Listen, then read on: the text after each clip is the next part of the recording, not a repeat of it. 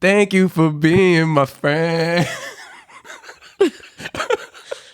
On the road and then we back again. My heart is true. You're my friend.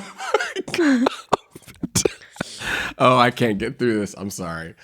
Guys, if you hear the asthmatic talking in this podcast episode, we haven't even started and the guy's losing it. I'm trying to make it a thing where I can start off every episode with some kind of song from here on out. But if you haven't noticed, I couldn't get through that exactly because I'm a little under the weather. But we're going to fight through it. We're going to fight through it one way or another. He's not blowing his nose. I'm going to be blowing. I'm going to be blowing my nose. Sorry, I'm going to be coughing. Only not. On you, unfortunately. Yeah. You have some tea. But I feel okay. We're starting to get a little better. I got this from my son, actually. And where did he get it from again? We don't know. Yeah. You know how kids just be walking around with germs. Yeah. He stays with his hand in his mouth. Yes. Yeah. And somehow you and Sayla haven't picked it up yet. We fight it. Our immune system. There we go. Is pretty good. How are you? Good, Isaiah. So we are on episode 14. Is that what it is? Yeah. So remember episode 7 last season was like the episode that like makes or breaks podcasts. Yes. So now we've doubled that. Pod fading episode. Yes. Pod fading. Yeah. Yes, So we're at nice. episode 14. So the idea that like God's given us the grace to keep going. Yes. Really, really cool to witness that. Oh, absolutely. Absolutely. Yeah. How are you? I'm so glad that you asked. Outside of being a little under the weather, I actually feel really great. I feel really great. We are finding our own rhythm. Our kids are healthy. Like we're kind of just having a moment of reflecting on that. It's just like, there are so many different things you could think about and pick at to say, hey, this thing or that thing needs to change. But like, everything is good. Everything is good. Actually, did I send it to you today on Instagram? I saw a Instagram video or a reel that said how the same part of your brain that processes anxiety is the same part of your brain that also operates in gratitude. So while I did not see that it's the video. exact same part. So you can't do one while doing the other. Isn't that profound? So you have to choose which one you want to. Whether you're going to have anxious thoughts or be grateful. And so I think the more you press into gratitude, it really gives you a chance to kind of remove the anxieties of every day. Yeah, I thought that was really cool. I wanted to just point out the elephant in the room, if that's okay. What's the elephant in the room? I don't know if I should call it an elephant exactly, but can we acknowledge how good you look right now? Oh, thanks. You be looking good right now. Public. Am I right? Am I lying? You look good. Thanks, you do too, babe. You don't have to say that. You don't have to reciprocate. I haven't got it. I need to get a haircut. I mean, I'm going to be getting one this week. It's okay. That was a very hollow. You got a pimple right here, but you look good. I'm struggling with some certain things right now, but like, I appreciate the hollow reciprocation nonetheless. It's okay. It's okay. I know you love me. Either way, welcome to Light and Love with Lozayas, everybody. This is episode 14. Yes. And if you haven't noticed, we are kind of in the mood of, don't get stressed, Loza. We're kind of. It always happens. Like, what are we in the mood for? We didn't discuss this prior. Isaiah loves to freeform. As you guys know, I'm the structure type A. He's like, I need you to stop being a student. Right before we got on here, like Loza was talking about like, well, should we talk about this or that? And I was like, honestly, Loza, whatever you think you're deciding right now, just know that as soon as we press record in the camera, I'm driving this car off the road immediately. Everything that a type A person does not want to hear. I was like, so to the left, by that you mean what exactly? I don't have the answers for you. I don't have the answers for you. What I was saying was we might sound like we are in the mood of love because today we're going to be talking about marriage. We're going to be talking about marriage. The highs, the lows, and everything in between. Exactly. Yeah, we want to give you guys an honest conversation behind, our marriage behind closed doors. Yeah. Uncut. Yeah. Yikes. Sick, nasty. No. Can't get anything past me. No, I'm sorry. That's it's a I don't sickness. know what I'm doing, man. Anyways, this is a sickness. That's sorry to your ears, of the guys. Highest order. Yeah. That's like one of the things that's like a little sound clip not even like a physical sound clip, but that's like a thing that we consistently repeat, or I consistently repeat in this house. And now my daughter started saying it. And you can see the clear disappointment on Loza's face. Anyways, in any case, yeah. So what's the deal? So we want to doing? let's maybe do a quick review. Oh yes. So thank you guys. For those of you guys that have been tuning in, thank you. Some of you guys have donated. Thank you for that. Oh yes. Should we take have a to moment shout for them that? out. Yeah, but thank you guys. Thank you for those of you that donated on Donor Box. Venmo'd us. Isaias was clowning about it last time, but some of you guys are honestly really gracious, so and thank you. and it makes a difference and it matters to us. Again, like we said, we're going to be using the funds that we receive to start building out further for how we want to create more content, better equipment. So for those of you guys who saw the call and responded, we appreciate you. Thank you guys. Thank you. Okay, so we do have a review today from Ida G. And she said, I am loving this podcast series with Loza and Isaias, aka Lozayas. Every episode is filled with topics which really make the listeners reflect on their own viewpoints on a variety of life topics. I really appreciate that as a couple, they individually can be candid and be real about their perspectives, whether it's alike or different. That's the truth. We live in a society which does not nurture overall to get deep and introspective with one another and to keep things surface level. I love that they push back on this norm and are truly going deep. These episodes are therapeutic in their own right and allow listeners to continue these conversations on their own in their own circles. Thank you for spreading your light and love on your platform. Wow, what a just really nice review. Thanks, Ida. Ida G, you warmed my heart tonight. Yeah, you the real G. Yeah. But I think she spoke to something that, like, I know, we're saying that it warms our heart, but I think the reason why it warms my heart, at least, is that she touched on something that is important to us, is that by, opening up our conversation to you guys that happens typically between you and I, sometimes like it's, we question, like, is this something that we should be like completely transparent about, or like letting people into like the intimacy of our lives? But to know that by doing so, it is allowing conversations to be started amongst other people that can be helpful to others, makes it all the worthwhile. Yeah. I love to hear that. Yeah, especially going deep. I think that's where, the busyness of life has us just operating at surface level. So being able to like go deeper, ask, the more probing questions in your own circles, that is really nice to know that we're kickstarting those conversations, or the Holy Spirit's doing that through our transparency, through our vulnerability. And so we plan on doing that again tonight. Yeah, we're going deep, just to kind of give you guys a behind the scenes look at, the highs, the lows, and everything in between in our marriage. A lot of you guys have tracked with us on social media, kind of seen how we met. Obviously we met on Twitter. Here comes Loza again with the backstory of how we got together. Her favorite story. I'll spare you if you haven't rewind a couple episodes. Don't spare them. Go ahead. Just do it. No. Well, we knew each other platonically, maybe 5 years before we connected romantically. And on that, Isaiah's reached out to me on Twitter. We were long distance for the majority of our relationship. I was in Oklahoma. I was in Dallas. He was in DC. I was in Oklahoma. He was in London. Then he was in LA. And then we finally joined together. 6 months of initially I moved in with his family 6 months before we got married. We got married, then moved to Hollywood. And we have been married we're about to enter into our 7th year this upcoming year. Yay for 7 years. Hey. And we have 2 beautiful children that are the byproduct of our love. And God is continuing to work in and through us. And one of the reasons we wanted to kind of share this particular episode, I can share, and then maybe you can expand on that. But I think is one, I always when I ask for advice, right, on marriage, on life, on careers, I'm always asking people tell me what not to do.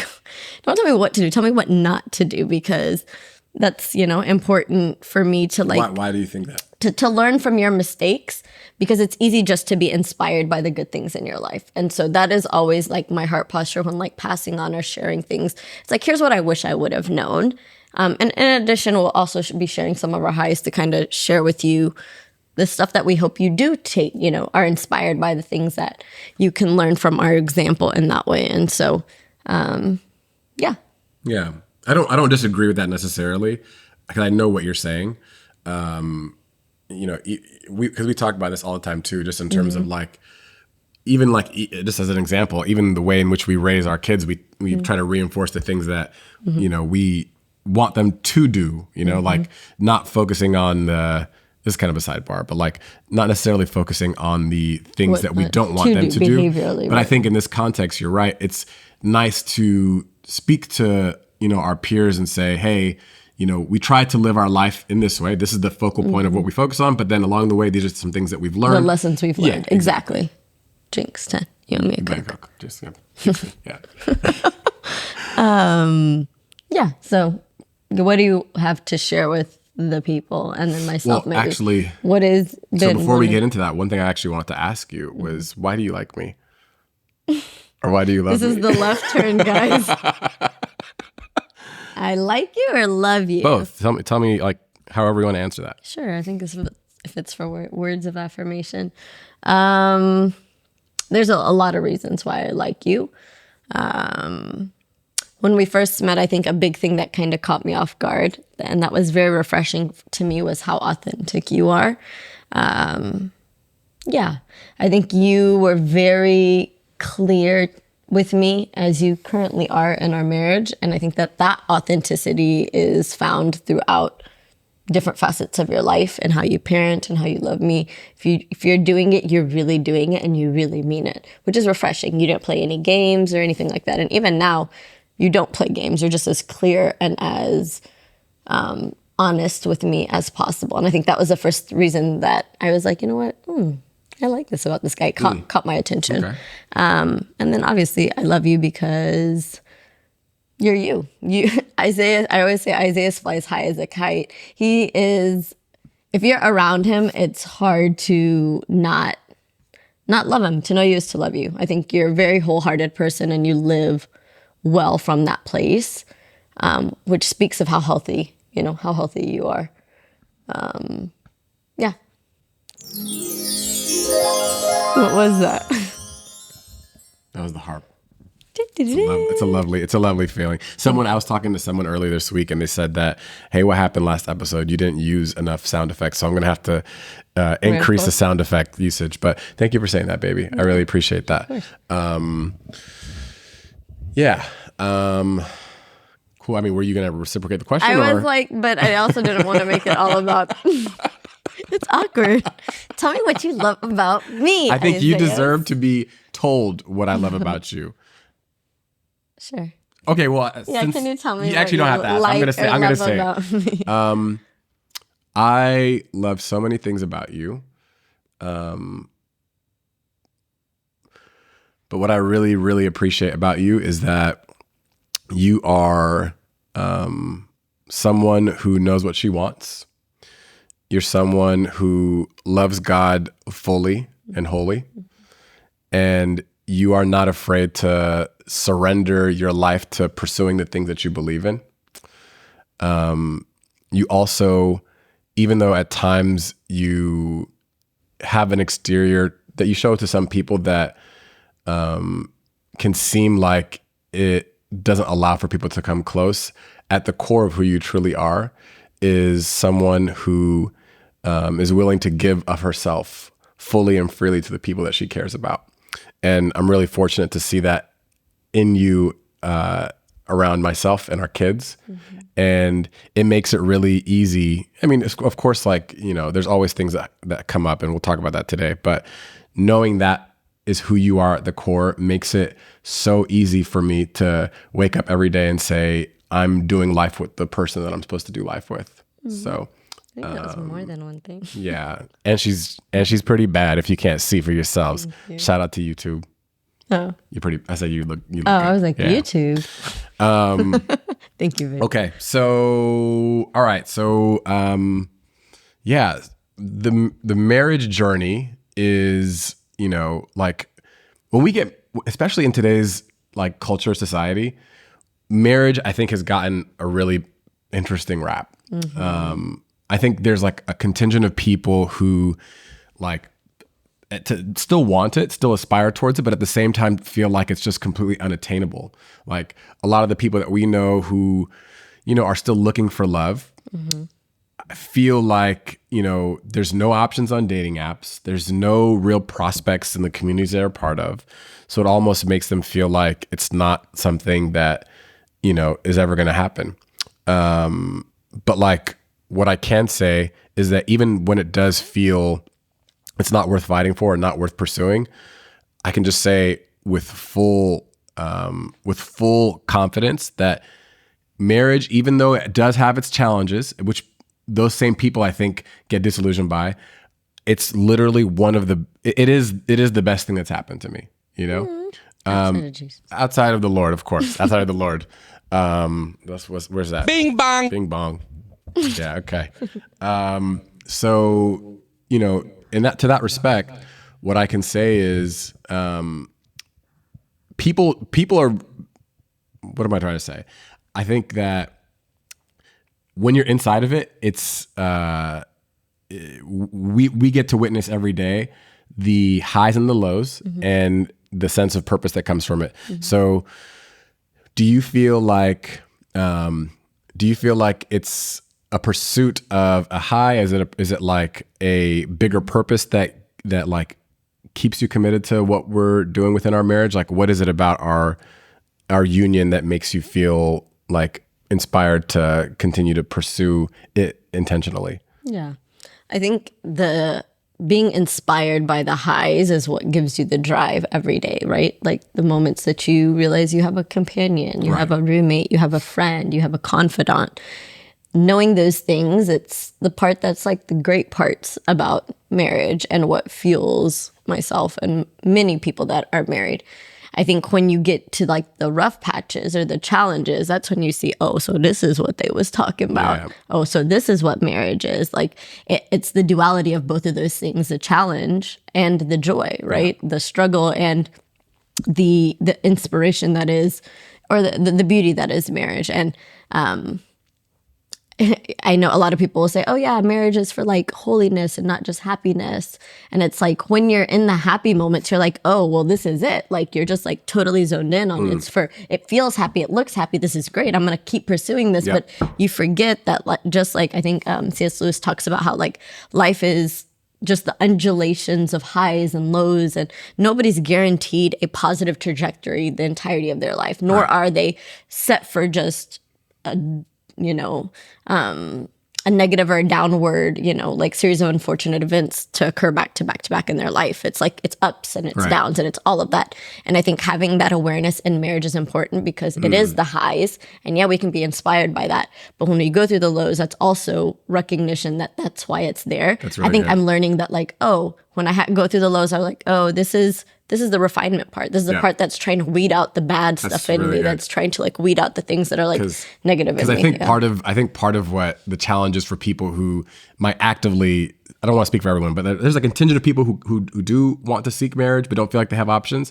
But then there's a contingent of people who feel like, based off what we see, the divorce rates, all that, marriage doesn't make sense. And I think maybe people have characterized marriage as something that it's not even supposed to be. Like you're kind of alluding to, marriage is not in and of itself just about like pursuing some kind of highlight reel of like these magical moments with your families, traveling and, going from one birthday to this. It's like, this is like literally being in the trenches doing life with someone, and not trenches in a negative sense per se, but it's like the beauty that comes with knowing that you can really see the worst parts of life and experiences alongside somebody else who can hold you accountable and essentially allows for you to have a reflection of yourself along the way too, because it's easy to think about how hardship, anytime you experience hardship, you might think to yourself, oh, well, maybe this is, maybe I might have messed up. Maybe this is the wrong person. Or maybe, what kind of situation have I found myself in? But I think especially when you have,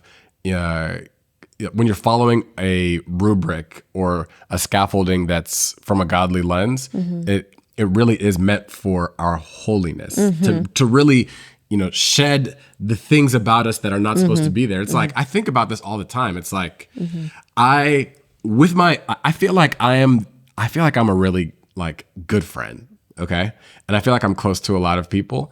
And in my mind, I always reflect on it. I'm like, man, anyone who, this is going to sound bad. Anytime I'm around people, I'm like, I know I make them better. And I feel like I contribute positive things. And I feel like there's really like a lot of good being put out in this direction.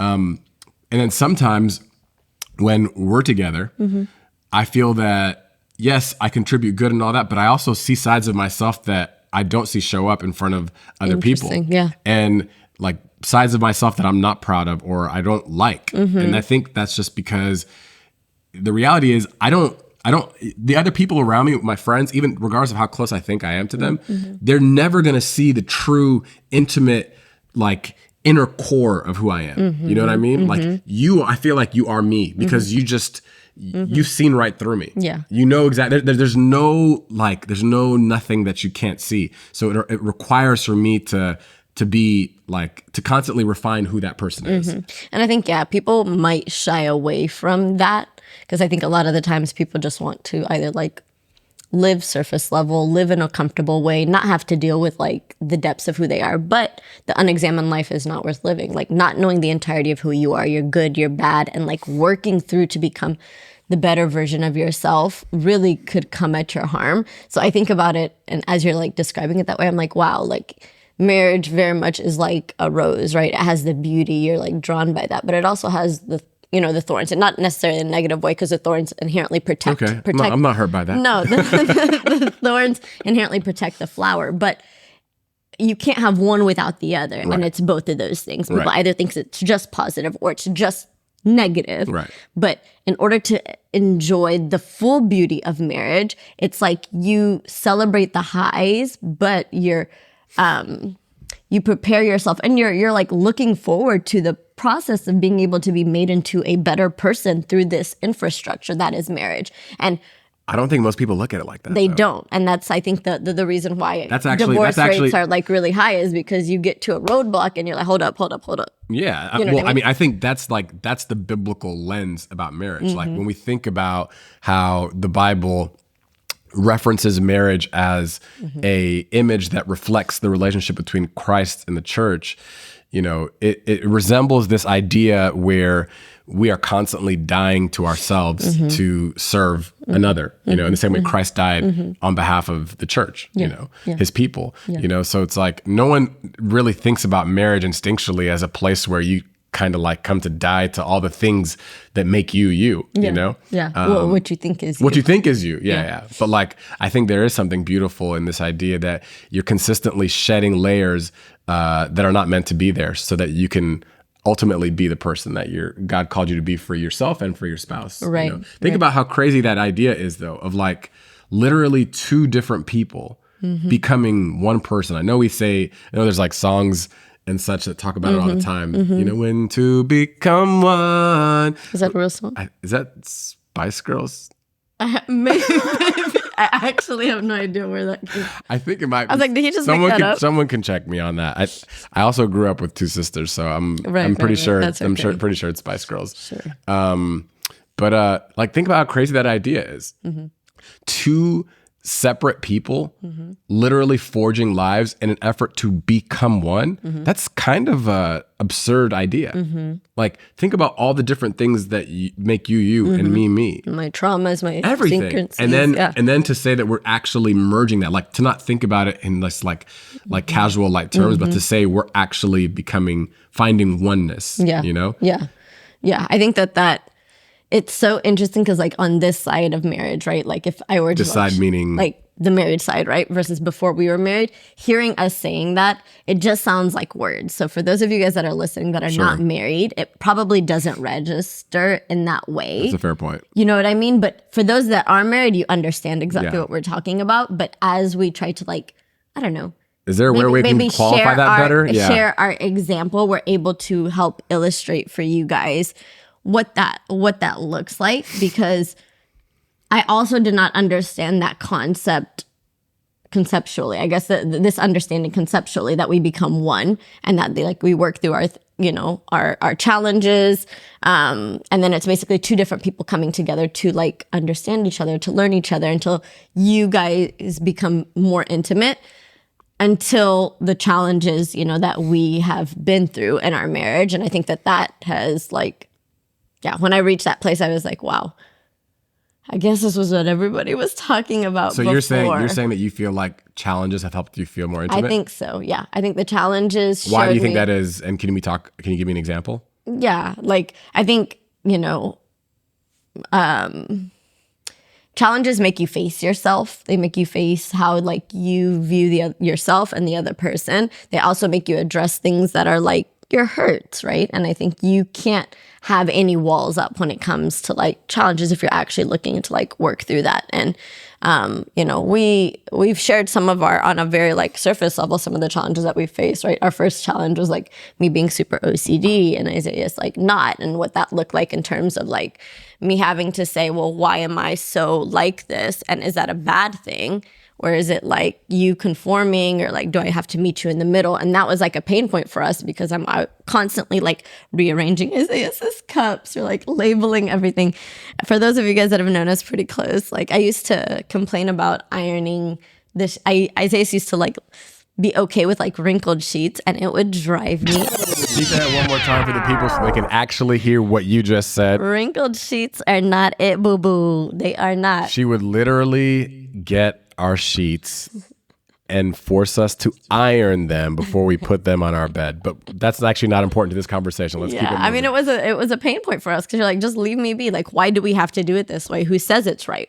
Just because that person's bringing in their upbringing. So there are like little tips and things like that we had to like work through. But I think once we got to like the bigger things of like navigating sexual expectations and like what you came into the marriage and like me having to learn, what your needs were as a man. And then me also being like, do I care? Like, how do I address that? I'm also coming in with like my own like trauma from like sexuality and things like that. And in meeting in the middle, it just became, very tough for me. And you can elaborate. You can elaborate a little bit more. So where do you want to start with this? Where? How about you tell us where?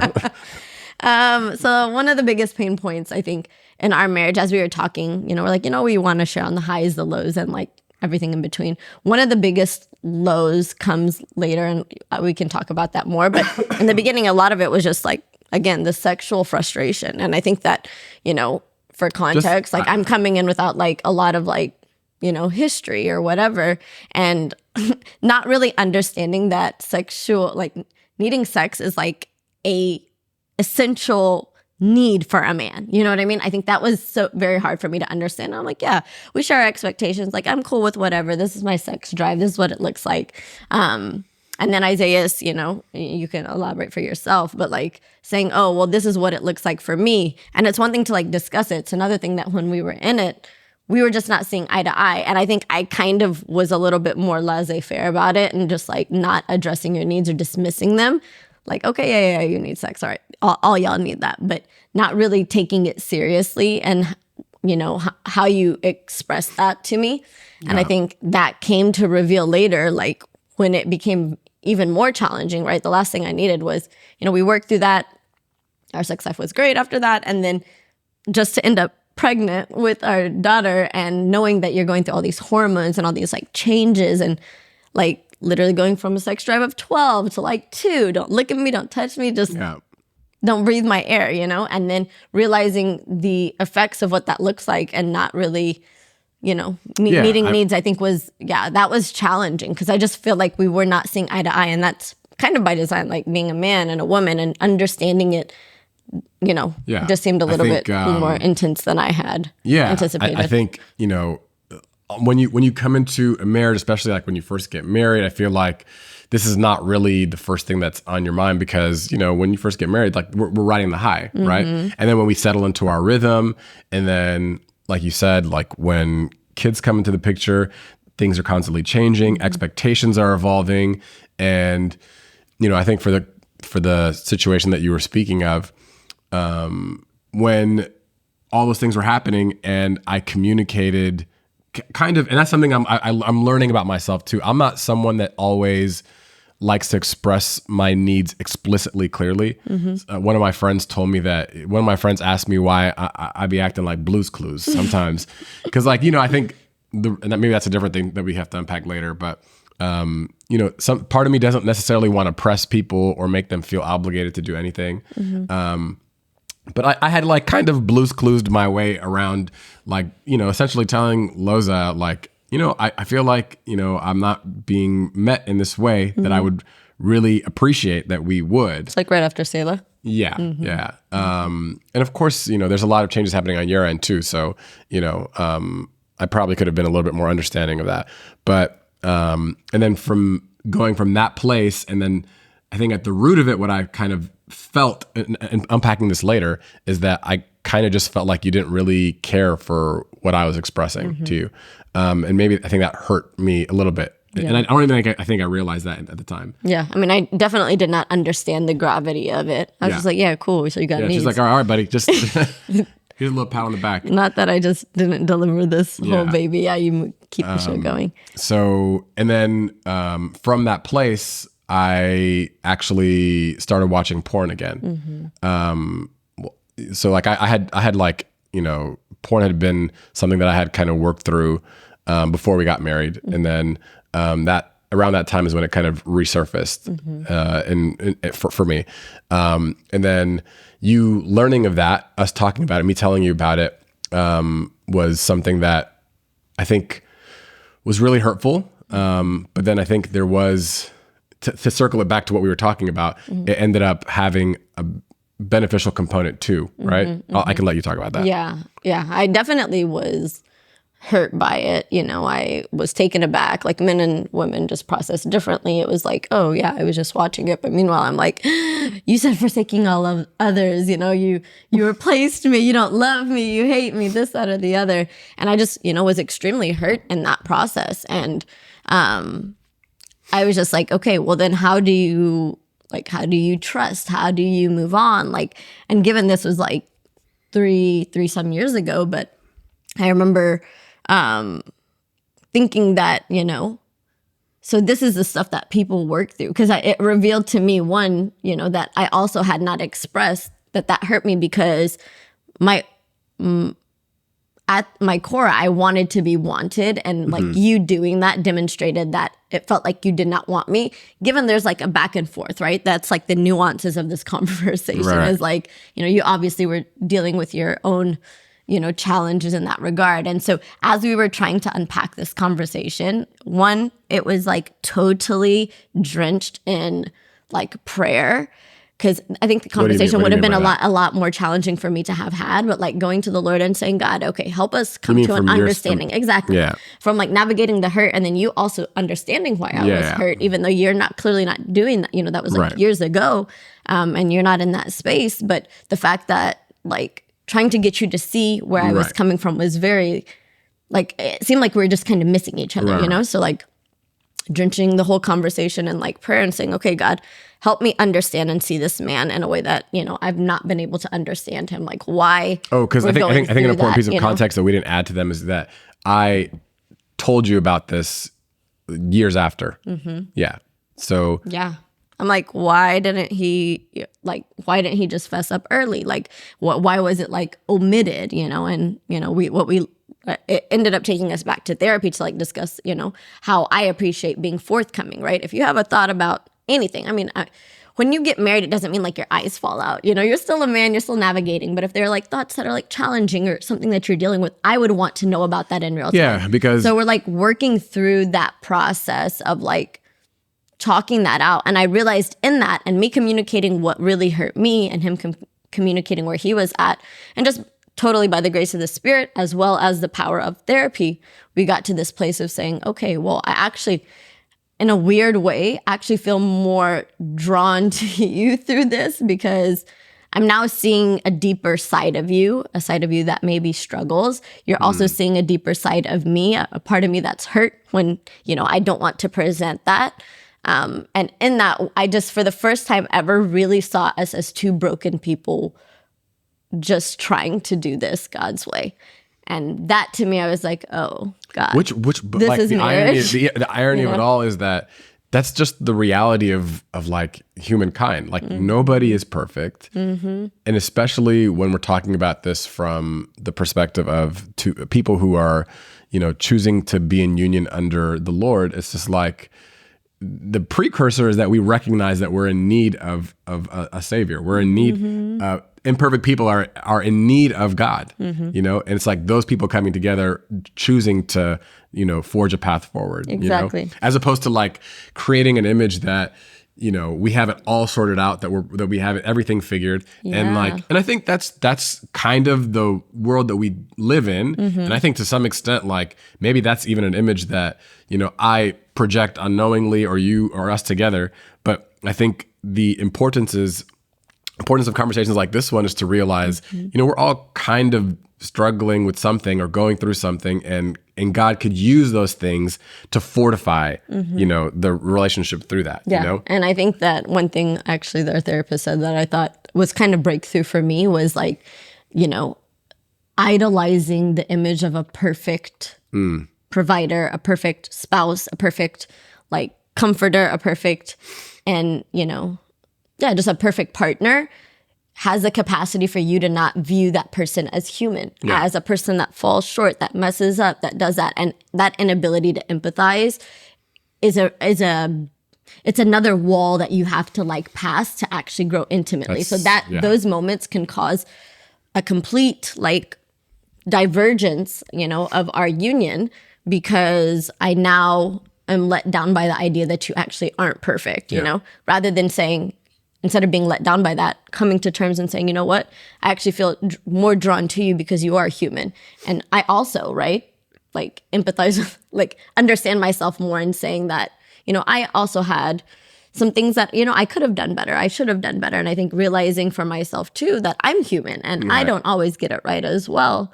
Like, wow, we really just some little humans just trying to do, do this the right way. Yeah.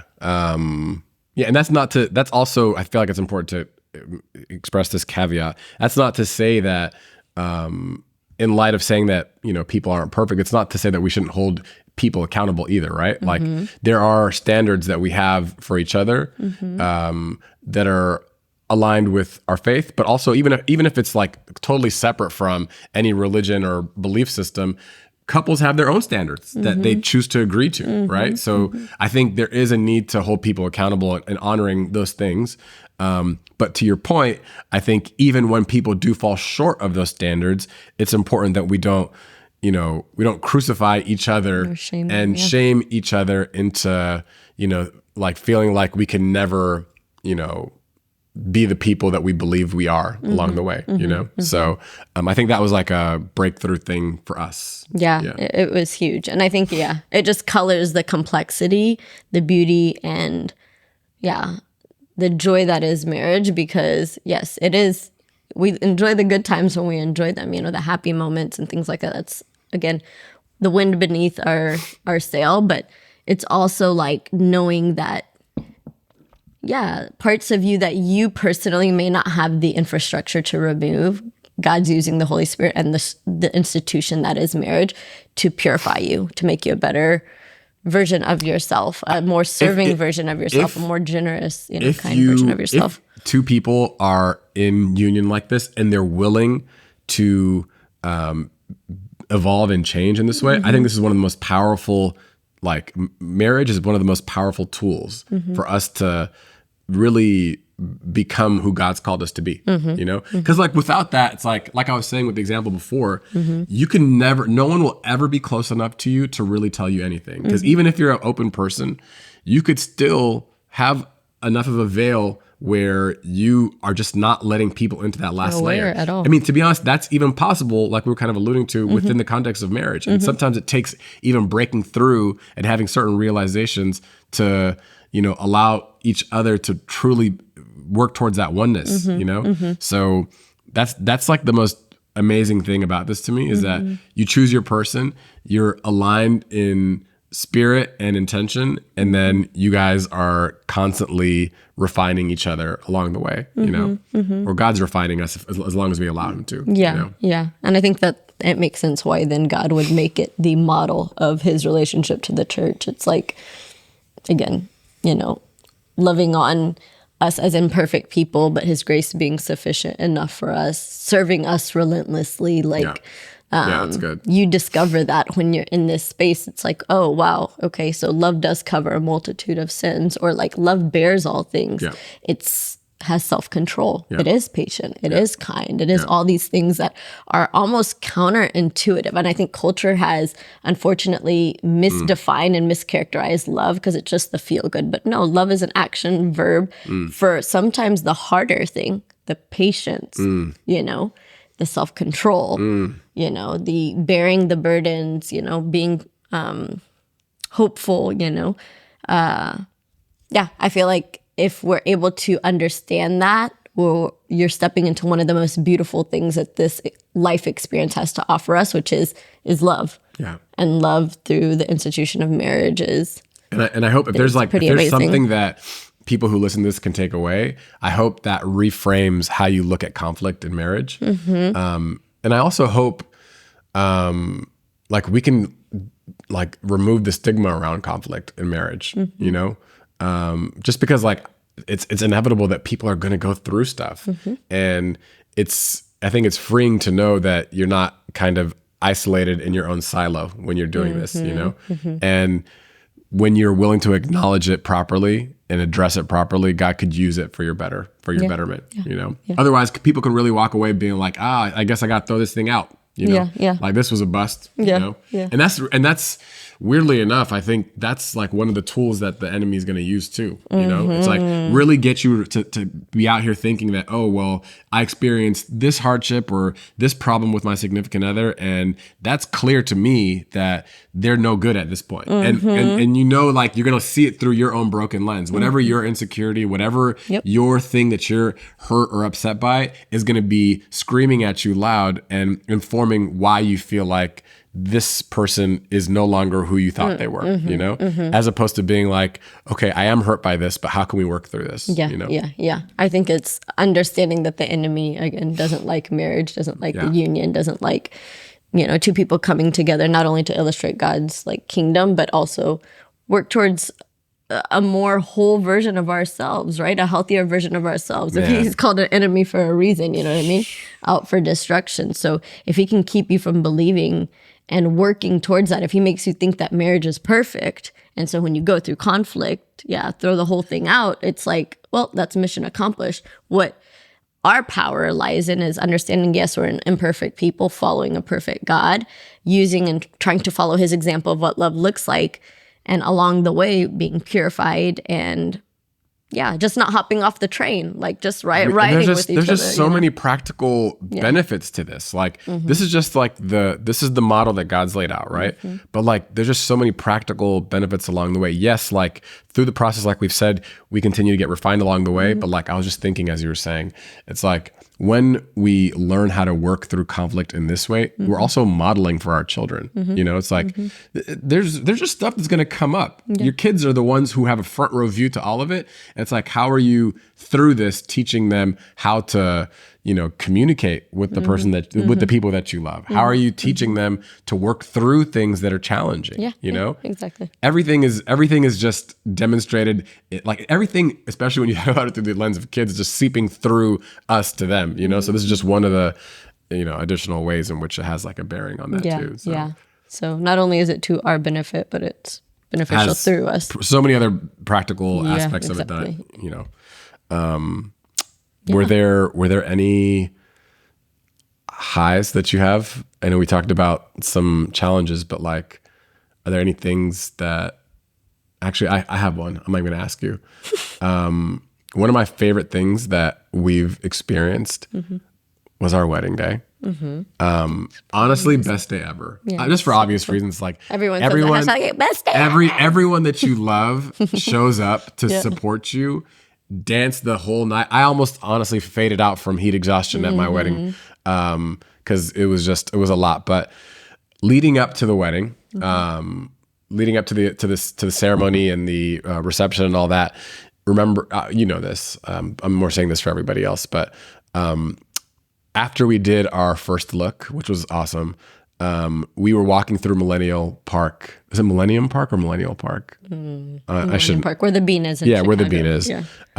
We were walking through there, and it was like supposed to be like the forecast was supposed to be rainy all week, and then we had been just praying and believing the sun was gonna come out and the weather was gonna be good for our big day.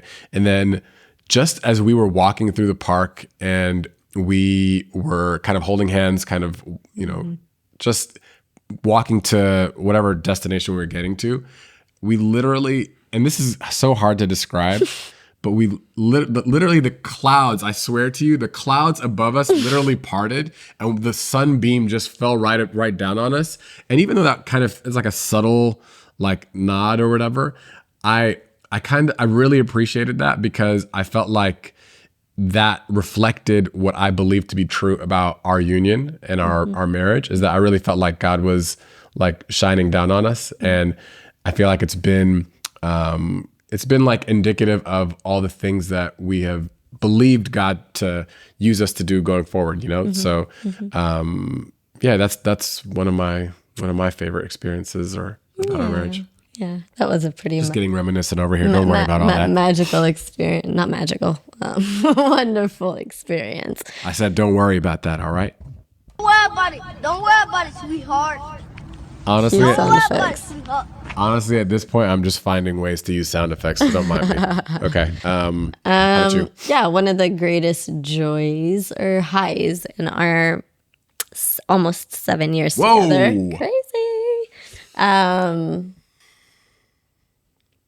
Yeah, I think being able to have, by God's grace, have birthed our kids, a reflection of our love is crazy to me. Because every time I look at them, I'm like, wow, our love created that. Not just, obviously physically, but to think that, you just never know why God brings two people together.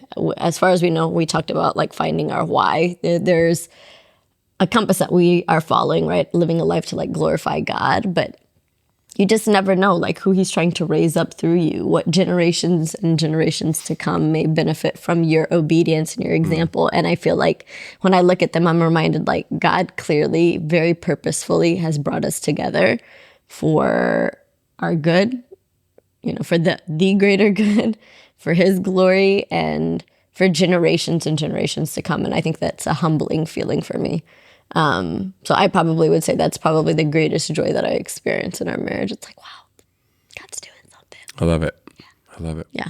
So, yeah, I feel like between our joys and sharing some of our challenges and obviously everything else that we kind of shared in between that, our journey to getting together, yeah, we're learning, we're growing, we're, adjusting to life in its different seasons in terms of our expectations and our needs and our wants, and learning that, the things, how we have to meet each other, right? Like over communicating or, basically one season may look different than the other, where it's more of give and take from one or the other. But what we can guarantee is that we're both 100% showing up in commitment to whatever God is doing in this space. And so I hope that you guys have been encouraged by that and our transparency. Is there, sorry to reopen this loop, because I know you were like really starting to land the plane, but I'm about to bring the plane back up for a second. He does that, I think, this entire season. It gets to like the last 5 minutes and he's like, actually, I'm like, were we together? Hold on, just one last thing. Is there one thing that you feel like you've learned that you would want to like share? I have one. I have one too. Go ahead. Learn in the entirety of our marriage. Well, just something that like you feel like has been important to, yeah. Go ahead. I'll learn from your example. Yeah, I feel like over communicating is one thing that has been beneficial to us, that we've kind of learned the hard way at times, but we know has a lot of value, and really establishing just a culture around, just over communicating and sharing everything for the purpose of being forthcoming for the purpose of not leaving any space that could essentially create a wedge, you know, like, especially when we think about like this idea of being one, like that, again, I keep going back to that. That's such a, like, to me, I don't know why I feel the weight of that. It's like, when you think about being one with someone, that's like, you really are just sharing the inner workings of your mind with someone. My mind is dark at times. It could be dark. I mean, it's just truth. Like true. the things that like float through my mind, I don't really want people to know about that. But like, you're in there now. Like, what you think about? What you think about? What you think about? You know, and I feel closer to you as a result of it. You know, to also know that, like, you know, you're not judging me for it, but also like you just know everything that's like working through my mind. You know, for the sake of just being forthcoming and like being one, you know? So I could actually piggyback on that. I think the greatest don't copy me. lesson, Don't copy it's me. not piggyback and doing the same thing, kidding. but in like, I guess in tandem to that, it would be, being able to work to becoming, not just becoming, but being a safe space for your partner is important. A safe space for their dreams, their hopes, and their ugly parts. I think sometimes when you see the ugly parts, you want to like create distance or lose reverence and respect for your partner. But it's like, in seeing that, being a safe space, and also choosing to still honor them, choosing to believe in the person that you believe God has called them to be. And yeah, I think that's something I've been really meditating a lot on lately. It's like pressing into, honoring the whole person for who God's called them to be and their identity. What does that really mean?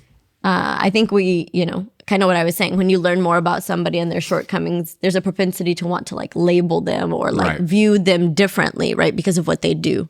Because, now in the day and age that we live in, you are what you repeatedly do. However, it's a little different in the kingdom of God. It's like you're believing this person to be the person that's been called by God, or, a child of God who is called righteous and holy and pure, and like, and as you're believing these things that God has spoken over them, it's like understanding their humanity and still creating space to hold them in regard that they are a child of God called, I think that's a definitely a new lesson for me. And I think that veers away from like shame culture, creating safe spaces for insecurities, and understanding and embracing the full breadth of who a person is. And so that's been my biggest lesson in marriage. And if I could go back and tell, year one Loza at year 7, that would be the thing. It's like, create that space.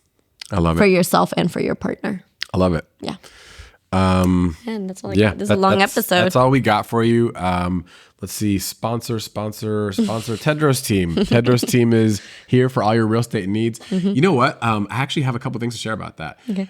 Thank you guys for supporting us on our journey as the duo known as Tedros team, serving you guys for all your real estate needs in Los Angeles, Long Beach, Orange County. We, at our office at Keller Williams, we recently just reached what's called the capper status. So it's reserved for the top producing agents who have done a certain level of production. And we just have seen how God has been faithful in this way. And a lot of that has to do with the people in our community who support us and trust us to do that and to serve you guys in that way. So we appreciate you guys believing in us. We appreciate you guys being a part of the journey. Encourage you to get on the journey if you haven't already. Or refer us to a friend. Or refer us to a friend. Or refer us to a friend. Yeah. Follow us on Instagram at Tedros Team, TheoDros team. And we appreciate it. While you're at it, follow us on all the other socials. Oh, yeah. It'll be in the show notes. And that's a wrap. That's all we got for you. So we will catch you guys next time. Peace.